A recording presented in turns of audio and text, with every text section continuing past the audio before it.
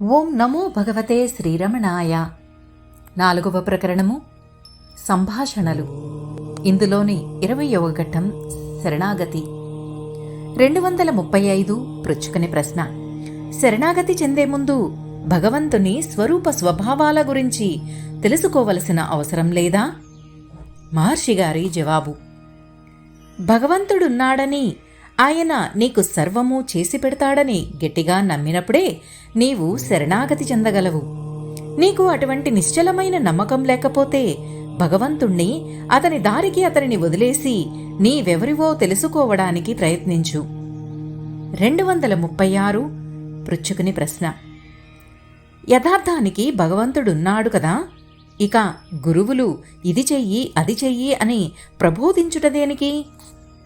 మహర్షిగారు: అట్టి ప్రబోధాలు కోరిన వారినుద్దేశించి మాత్రమే జరుగుతాయి. మీకు భగవంతుని మీద విశ్వాసముంటే దానికే కట్టుబడి ఉండండి. మీకు మీ పరిసరాలకు ఏమి జరిగినా పట్టించుకోకుండా ఉండాలి. అది సుఖమే కావచ్చు, దుఃఖమే కావచ్చు. వాటికి చెలించకుండా ఉదాసీనతతో భగవంతునిలో నిలకడ చెంది ఉండు.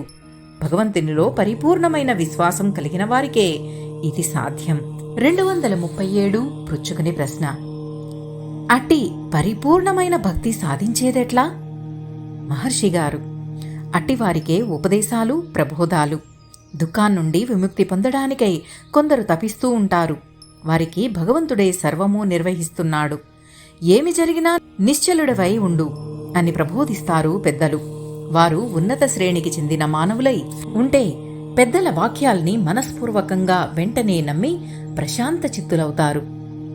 మరికొందరుంటారు, వారు సరళమైన ఈ పరమ సత్యాన్ని అంతమాత్రంతో నమ్మలేరు. ఇట్లా ఎదురు ప్రశ్నలేస్తారు. దేవుడెవరు? అతని స్వరూప స్వభావమేమిటి? అతనెక్కడ ఉన్నాడు? అతన్ని దర్శించేదెట్లా? ఇట్లా అనేక ప్రశ్న పరంపరలు కురిపిస్తారు. ఇట్టివారిని సంతృప్తిపరచడానికై ధీశక్తితో కూడిన తత్వశాస్త్రాలు అవసరమయ్యాయి. అనేక రీతులతో తర్కాలతో పరమసత్యాన్ని మనసుకి పట్టించడానికి రంగంలోకి వచ్చాయి. ఇట్లా ప్రశ్నించిన వాని మేధస్సును సంతృప్తిపరిచాయి. ఇలా మనోవృత్తి లభ్యం కాగానే అతను నిజమైన జిజ్ఞాసువైతే అంతర్ముఖుడై ఇట్లా ప్రశ్నించుకుంటాడు. ఈ సంకల్పాలన్నీ ఎక్కడి నుండి పుడుతున్నాయి? అసలు నేనెవరిని? ఇట్లా ప్రశ్నించుకుని చివరకు భగవంతుని దివ్యశక్తి సర్వాన్ని నడుపుతుందని, తనదేమీ లేదని అనుభవంతో గ్రహిస్తాడు. దీన్ని భగవద్భక్తి అని పిలుస్తాం. ఇక ఇప్పుడు అతనికి సందేహాలతోనూ సమాధానాలతోనూ పనిలేదు. ప్రబోధాలు, ఉపదేశాలు అతనికి అనవసరం. 238 పృచ్ఛుకుని ప్రశ్న. భగవంతుడు కొందరిని ఎన్నుకుని వారి ద్వారా తన కార్యాన్ని సాధిస్తాడంటారు, నిజమేనా? మహర్షిగారు: భగవంతుడు అందరిలోనూ ఉండి కృషి చేస్తున్నాడు. అయితే పరిశుద్ధాత్మల పనులలో కృషిలో భగవంతుని శక్తి, ఇచ్ఛ ఎక్కువగా స్ఫుటమవుతుంది. ఇట్టివారినే ప్రజలు భగవంతుని ప్రతినిధులని తలస్తారు. అయితే వీరు మాత్రం అలా భావించరు. అట్లా భావిస్తే వ్యక్తిత్వం ఇంకా ఉన్నట్లే కదా, అది పరిపూర్ణ శరణాగతి ఎట్లా అవుతుంది? 239 పృచ్ఛుకుని ప్రశ్న. శరణాగతిని గురించి వైష్ణవులు ఎక్కువగా చెబుతుంటారు కదా. మహర్షిగారు: శరణాగతి అంటే ఏమిటి? గురువు పాదాలు పట్టుకుని దక్షిణ ఇచ్చి శరణాగతి అయ్యాను అని నోటితో చెప్పటం అనుకుంటున్నారా? శరణాగతి అవుతున్న కొద్దీ అహం మాటిమాటికి తలెత్తుతుంది. తలెత్తినప్పుడల్లా ఈ అహాన్ని అణచడానికి యత్నించాలి. అహాన్ని చంపడం అనేది సులభ సాధ్యం కాదు. పరిపూర్ణ శరణాగతి కేవలం భగవంతుని అనుగ్రహం వల్లనే సాధ్యము. మనస్సును అంతర్ముఖపరిచి పుట్టక స్థానమైన ఆత్మలో అణిచివేసిన నాడే సాధ్యం. ఈ అనుగ్రహం సోమరులకు రాదు. సాధనల ద్వారా అహాన్ని అణచడానికి యత్నిస్తున్న వారినే వరిస్తుంది. 240 పృచ్ఛుకుని ప్రశ్న. శరణాగతి చెందడం అంటే ఏమిటి? మహర్షిగారు: భగవంతునకు లేక గురువునకు పూర్తిగా తనను అర్పించుకోవడం. ఇక తనకు ప్రత్యేకించి ఏ కోరికలు లేకపోవడం. ప్రతి చిన్న విషయంలోనూ ఆ మహాశక్తికి వశమై విధేయతతో ఉండడం. 21 భగవంతుడు. 241 పృచ్ఛుకుని ప్రశ్న. అనంతమైన ఈ విశ్వాన్ని సృష్టించిన ఒక కర్త లేక భగవంతుడు ఉండాలి కదా? మహర్షిగారు, శరీరమే నేను అని భావిస్తుంటే కర్త ఉండవలసిందే. ఆత్మనే నేను అని తలస్తున్నప్పుడు ఒక కర్త అంటూ ఉండడు. ఈ ప్రపంచం నీకు అన్యంగా భిన్నంగా ఉన్నట్లు చూస్తుంటే భగవంతుడు కూడా నీకు అన్యంగా ఉంటాడు. శరీరం, భగవంతుడు, ప్రపంచం ఆత్మ నుండి పుట్టి దానిలోనే లయిస్తున్నాయి. భగవంతుడు ఆత్మ కంటే భిన్నంగా ఉన్నాడంటే ఆత్మ లేని వాడవుతాడు, ఉనికి లేని వాడవుతాడు. 242 పృచ్ఛుకుని ప్రశ్న. భగవంతుడు అరూపుడైతే నామరూపాలను ఎట్లా సృష్టిస్తున్నాడు? మహర్షిగారి జవాబు. ఇందులో కష్టమేముంది? ఆలోచన లేని సమయంలో నీ మనస్సు అరూపంగా లేదా? గాఢ నిద్ర, సమాధులు మాటేమిటి? మనస్సు పనిచేయడం ఆరంభించగానే కాలం, దేశం, ప్రపంచం అనుభవమవుతున్నాయి. ఇదంతా అత్యంత సహజంగా జరుగుతుంది. క్రియాశక్తినే భగవంతుడు మాయాలేక శక్తి అంటున్నాం.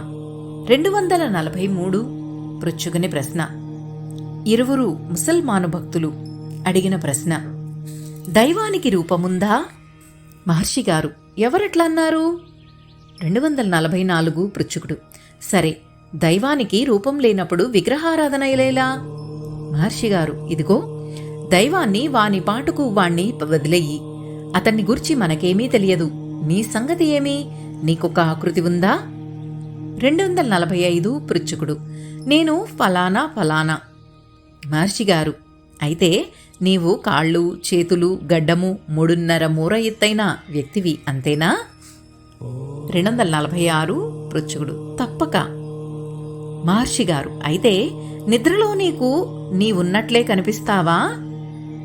247 పృచ్ఛుకుడు. లేచిన తరువాత నేను నిద్రించానని తెలిసింది కాబట్టి నిద్రలో కూడా నా దేహం అట్లేనని అనుమానం వల్ల గ్రహిస్తాను. మహర్షిగారు, నీవు దేహానివైతే చనిపోయాక ప్రేతాన్ని పూడ్చుటడెందుకు?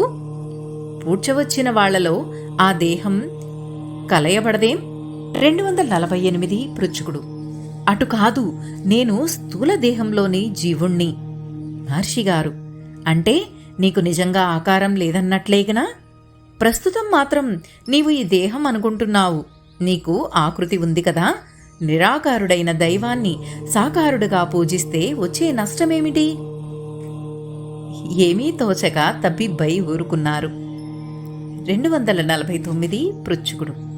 లోకమంతా బాగుండాలని భగవంతుణ్ణి ప్రార్థించడం మంచిదేనా?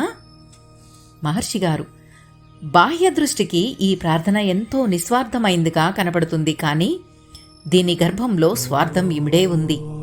లోతులకు దిగి ఆలోచిస్తే ఇతరులు బాగా ఉంటే తనకి సంతోషం కనుక పైగా ఇతరుల క్షేమం తాను కోరుతున్నవాడుగా కనబడవచ్చు. నిజానికి భగవంతుడికి ఎట్టి మధ్యవర్తిత్వం అవసరం లేదు. ముందు నీ పని నువ్వు చూసుకో, అంతా అదే సరి అవుతుంది. 250 పృచ్ఛుకుని ప్రశ్న. మత గ్రంథాలు అనేకమైన దేవుళ్లను వర్ణించాయి, నిజమేనంటారా? మహర్షిగారు, శరీరం ఒకటే ఉంది. ఈ శరీరంలో ఎన్నో అవయవాలు ఉండి ఎన్నో పనులు చేస్తున్నాయి. అన్నిటికీ ఆధారం ఒకటే. అదే మాదిరి అనేక దేవుళ్ళు అనేక పనులు చేస్తున్నారు. మూలం ఒకటే. 251 పృచ్ఛుకుని ప్రశ్న. స్వామి, దేవుడు జీవుడైనాడు కదా? జీవుడికి కలిగే దుఃఖం దేవుడికి అంటున్నా లేదా? మహర్షిగారు, ఆ జీవుడెవరు?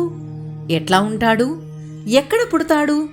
ఎక్కడ లయిస్తాడు అని విచారించి తెలుసుకుంటే జీవుడని చెప్పబడేవాడే దేవుడవుతాడు. అప్పుడా జీవునకు కలిగే దుఃఖం దేవునకు అంటునో లేదో తెలుస్తుంది. తెలిస్తే ఏదీ బాధించదు. 252 పృచ్ఛుకుని ప్రశ్న.